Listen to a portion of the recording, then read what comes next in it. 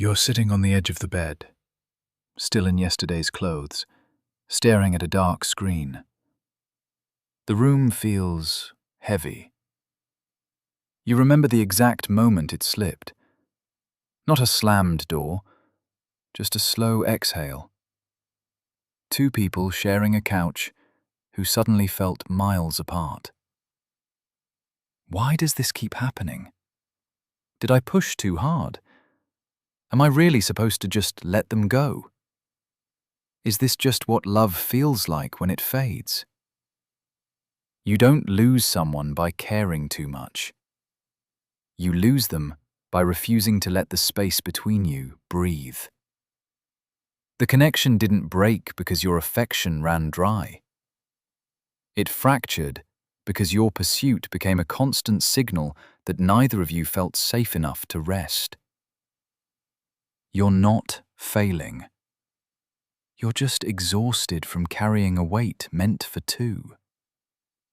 Every person who has ever loved fiercely has stood exactly where you are. By the end of this video, you'll understand the exact psychological shift that makes an ex stop running and start walking back. You'll know how to step out of the chase without losing yourself. Let's get into it. Most people believe getting someone back requires the right apology, the perfect timing, or a grand gesture that proves you've changed. But the real truth is that their nervous system reads your energy long before their logic catches up. When you chase, plead, or over-explain after a split, you aren't sending devotion. You're broadcasting panic. And panic never invites return. What looks like cold detachment is usually someone whose emotional reserves are completely drained. When safety leaves the dynamic, the affection doesn't vanish. It retreats. It goes underground, waiting for the pressure to lift so it can finally breathe. You've been trying to repair the bond by negotiating with their mind. But attachment doesn't respond to arguments. It responds to steadiness. It responds to calm presence. That quiet shift in how you show up changes everything about what's possible next. Here's the part no one talks about. Point 1. The power of unforced absence. Most couples treat distance like a punishment or a silent game. But beneath the surface, stepping back without bitterness signals a profound nervous system reset. Your body finally exhales. You stop treating their absence like a personal emergency. Instead of flooding their inbox with paragraphs that only prove how much you're hurting, you simply step into your own life. You leave the door wide open, but you stop standing in the doorway blocking the light. Not louder conversations, not more compromising, not scheduling weekly check-ins to dissect the past, but two people who finally feel safe enough to miss each other.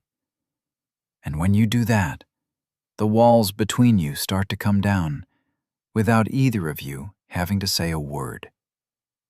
And this is the one most couples never figure out. Point 2. The withdrawal of validation. Most couples assume affection should be earned through constant proof or emotional overfunctioning. But the deeper truth is that unrequested reassurance actually drains attraction over time. You offer too much. You try to fill every quiet moment with reassurance and promises. When you stop chasing approval, your energy naturally turns inward. Their brain quietly registers, "They finally stopped trying to convince me." You become someone they wonder about again. This isn't a communication hack. This is what it looks like when someone learns to hold their own worth without needing an audience. That's the shift that turns a relationship that feels like a negotiation into one that feels like a refuge. Here's where it gets really interesting. Point 3. the anchor instead of the sail. Most couples drift because one person constantly manages the emotional temperature. But the real dynamic is that your partner's nervous system mirrors whatever energy you project most. You panic when they pull back. You try to steer them back to safety. When you stop reacting to their distance, you become a steady emotional center. What's moving through them is, I forgot how calm it feels around them. Your nervous system stops chasing. You become the quiet ground they remember how to walk back to. This isn't a trick for avoiding conflict. This is what emotionally mature presence looks like when someone stops losing themselves in the cycle. That's when your partner stops feeling like a problem to manage and starts feeling like a person to come home to. But here's what nobody explains. Point 4. The boundary of self-respect.